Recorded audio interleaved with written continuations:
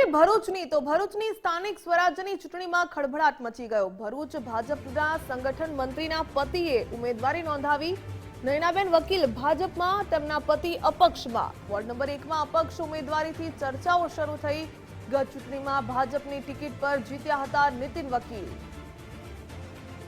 ત્યારે આ વખતે અપક્ષ ઉમેદવારી કરી છે। ભરૂચની સ્થાનિક સ્વરાજ્યની ચૂંટણીમાં ભાજપના સંગઠન મંત્રીના પતિએ અપક્ષમાંથી ઉમેદવારી નોંધાવી। નયનાબેન વકીલ ભાજપમાં, જ્યારે તેમના પતિએ અપક્ષથી ઉમેદવારી કરી।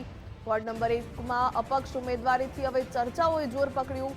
ગત ચૂંટણીમાં ભાજપની ટિકિટ પર નીતિન વકીલ જીત્યા હતા। જો કે હવે ચર્ચાઓ એ પણ થઈ રહી છે કે શું ટિકિટ ભાજપ તરફથી ન આપવામાં આવી એટલે અપક્ષ ઉમેદવારી કરી કે શું? હું છેલ્લા 30-35 વર્ષથી રાજકારણમાં સક્રિય છું। અંકલેશ્વર નગરપાલિકામાં અગાઉની 2 ટર્મમાં અપક્ષ તરીકે લડ્યો છું। ત્યાર પછી 2012થી પાર્ટી સાથે, ભાજપ સાથે જોડાયો। સંગઠનમાં 5 વર્ષ કામ કર્યું। ત્યારબાદ મને ટિકિટ આપવામાં આવી।